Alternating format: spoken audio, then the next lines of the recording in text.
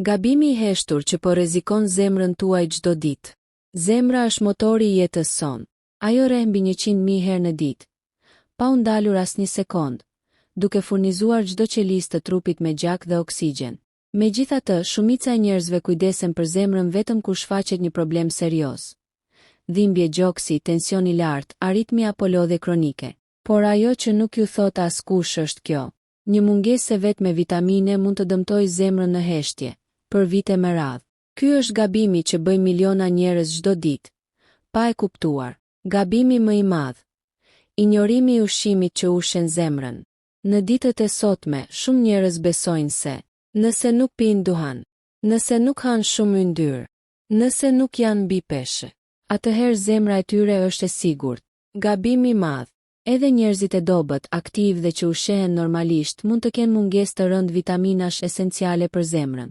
Një nga këto vitamina është aq e rëndësishme, sa mungesa e saj lidhet drejt për drejt me rrezik më të lartë për infarkt, tension të lartë të gjakut, rrahje të çrregullta të zemrës, inflamacion të arterieve, dobësim të muskulit të zemrës.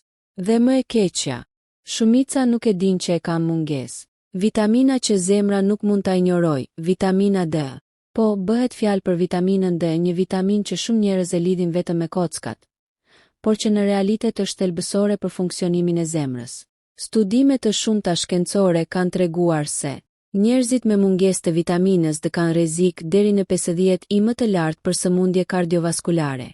Mungesa e saj ndikon në ngurtësimin e arterieve.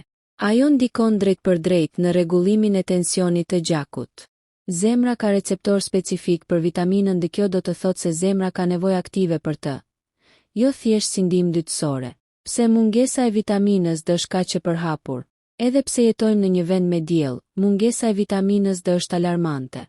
Arsyet kryesore janë: 1. Qëndrimi I gjatë brenda ambienteve.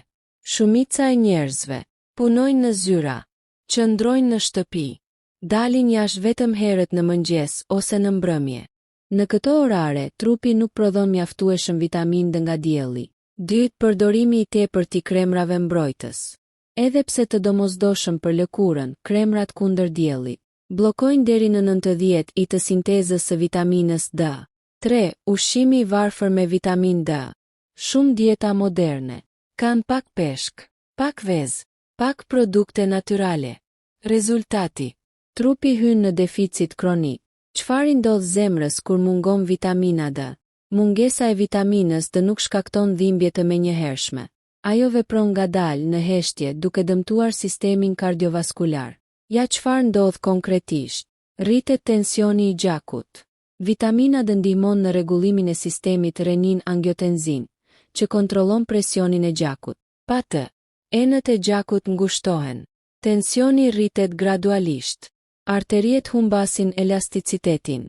Mungesa e vitaminës D favorizon kalcifikimin e arterieve, ngurtësimin e tyre. Kjo e bën zemrën të punojë më fort për të pompuar gjakun. Rritet inflamacioni. Inflamacioni kronik është armiku I fshehtë I zemrës. Vitamina D ka rol anti-inflamator. Pa të, rritet rreziku për aterosklerozë. Shtohen pllakat në arterie. Shenjat që mund të tregojnë mungesë të vitaminës D. Shumë njerëz I injorojnë këto shenja, duke I lidhur me stresin apo moshën. Lodhje e vazhdueshme, rrahje të çrregullta të zemrës, dhimbje muskujsh, tension që nuk stabilizohet, ndjesje ankthi pa arsye të qartë. Nëse I keni disa prej tyre, zemra juaj mund të jetë duke dhënë sinjale alarmi. Gabimi që bëjnë më shumë njerëz pas të 40-ave. Një nga gabimet më të rrezikshme është ky: unë jam mirë, nuk kam simptoma serioze, por sëmundjet e zemrës zhvillohen për vite me radhë, shfaqen papritur dhe shpesh në formë infarkti. Dhe mungesa e vitaminës D është një nga faktorët më të nënvlerësuar, por më të rrezikshëm. Sa vitaminë D I duhet zemrës dhe si ta mbroni para se të jetë vonë. Në pjesën 1 zbuluam pse mungesa e vitaminës D është një rrezik I heshtur për zemrën. Tani lind pyetja më e rëndësishme: sa vitaminë D I duhet realisht zemrës suaj? Dhe apo e merrni mjaftueshëm çdo ditë? Përgjigjja nuk është aq e thjeshtë sa mendojnë shumica. Sa vitaminë D I duhet zemrës? E vërteta që nuk thuhet shpesh.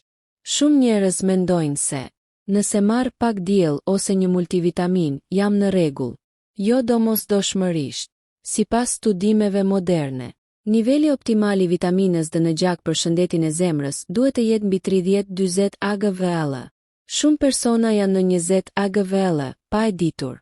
Kjo do të thotë se edhe njerëzit që ndihen mirë mund të jenë në zonë rreziku kardiovaskular. Sidomos pas moshës 40-50 vjeç, trupi prodhon më pak vitamin D nga dielli. E përthith më keq nga ushqimi. Ushqime që zemra I do, por që rrallë konsumohen. Vitamina D nuk gjendet lehtë në ushqime. Kjo është arsyeja pse mungesa e saj është kaq e përhapur. Megjithatë, disa ushqime janë aleat të fuqishëm të zemrës. Peshqit e yndyrshëm, salmon, sardele, skumbri, thon. Këta peshq ulin inflamacion, përmirësojnë elasticitetin e arterieve, furnizojnë trupin me vitamin D, omega 3. Vezët, sidomos e verdha.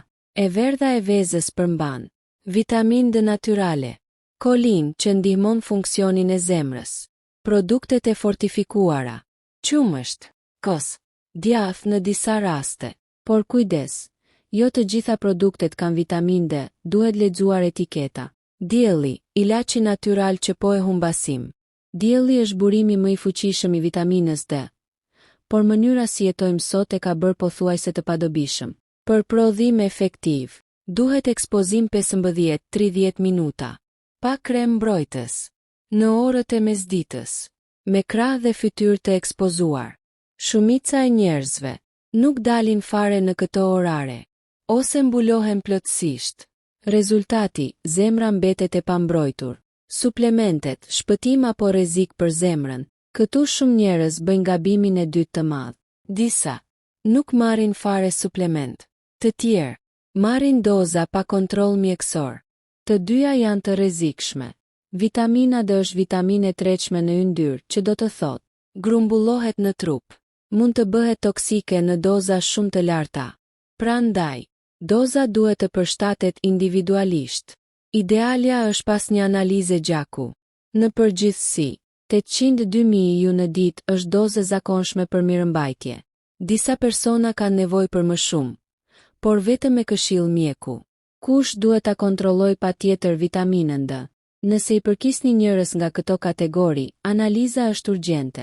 Persona mbi 40 vjeç, ata me tension të lartë, njerëz me probleme zemre në familje, persona me lodhje kronike, ata që nuk ekspozohen në diell, persona mbi peshë. Mos prisni simptomat serioze. Zemra nuk paralajmëron gjithmonë. Gabimi fatal. Kujdesi për zemrën vetëm kur është vonë. Shumë njerëz fillojnë të kujdesen për zemrën pas infarktit, pas një krize, pas një diagnoze të frikshme. Por e vërteta është kjo. Zemra kërkon mbrojtje para, jo pas. Vitamina D është një nga mburojat më të thjeshta, por edhe më të neglizhuara. Si ta forconi zemrën dhe të shmangni rrezikun për vitamina të dobëta. Pas 2 pjesëve të para, tashmë dini që mungesa e vitaminës D mund të jetë armiku më I heshtur I zemrës. Tani është koha të veproni për të mbrojtur zemrën para se të jetë vonë. 1. Kombinimi I vitaminës D me vitamina tjera për zemrën. Vitamina D nuk vepron vetëm. Zemra juaj ka nevojë për mbështetje të shumëfisht. Magneziumi ndihmon në rregullimin e tensionit të gjakut dhe rrahjeve të zemrës. Kombinimi me vitaminën D ndihmon përthithjen e saj të duhur. Vitamina K2 parandalon depozitimin e kalciumit në arterie dhe punon bashkë me përforcimin e kockave dhe të enëve të gjakut. Omega 3 ndihmon në uljen e inflamacionit dhe stabilizon ritmin e zemrës. Një kombinim I drejtë I këtyre vitaminave është si të siguroni një shtresë mbrojtëse për zemrën tuaj çdo ditë. 2. Gabimet më të shpeshta me suplementet e vitaminës D. Shumë njerëz mendojnë, marr vitamina D dhe jam I mbrojtur, por kjo mund të jetë e rrezikshme në disa raste. Marrja e dozave shumë të larta pa analizë mund të shkaktojë toksicitet dhe dëmtime në veshka. Marrja pa kombinuar me magnezium absorbohet keq dhe nuk ndihmon zemrën. Besimi se suplementi vetëm zëvendëson ushqimin dhe diellin, mungesa e përbërësve natyrale bën zemrën të dobët. Zgjidhja: test gjaku, dozë individuale, ushqim natyral, dielli moderuar. 3. Ushqimet dhe aktivitetet që forcojnë zemrën në 30 ditë. Nëse dëshironi një strategji 30 ditore, ja si ta bëni zemrën më të fortë. Peshqit e yndyrshëm 2-3 herë në javë, salmon, sardele, skumbri, vezë dhe produkte të fortifikuara për vitaminë D dhe kolinë. Shëtitje në diell 15-30 minuta çdo ditë, prodhim natyral i vitaminës D. Ushtrime kardio të lehta, ecje, ciklizëm, not që mbajnë zemrën të fortë dhe arteriet elastike. Reduktimi i sheqerit dhe ushqimeve të përpunuara parandalon inflamacionin kronik. Pas 30 ditësh, shumica e njerëzve raportojnë energji më të madhe, rrahje më të qeta dhe ndjesi më të mirë të përgjithshme të zemrës. 4. Shenjat pozitive që zemra po përmirësohet. Pas disa javësh kujdesi të duhur, do të vini re ndryshime të vogla por të rëndësishme. Rrahje më të rregullta të zemrës. Energji dhe vitalitet më i madh. Tension më stabil. Ndjesi më pak ankthi ose stres. Përmirësimi i gjumit dhe humorit. Këto janë sinjale që zemra juaj po merr fuqi nga vitaminat dhe kombinimi i saj me ushqime dhe aktivitet fizik. 5. Mesazhi final. Mos prisni që të jetë vonë. Gabimi më i madh që njerëzit bëjnë është: do të kujdesem për zemrën më vonë kur të ndjej probleme. E vërteta është kjo. Zemra nuk paralajmëron gjithmonë dhe mungesa e vitaminës D vepron ngadalë, pa zhurmë për vite me radhë. Këshilla e fundit. Kontroll gjaku për vitaminën D. Kombinimi i ushqimit, suplementit të drejtë dhe diellit. Ushtrime kardio dhe shëndet të mirë. Kështu do të shmangni rreziqet e heshtura dhe do të mbani zemrën tuaj të fortë dhe aktive për dekada.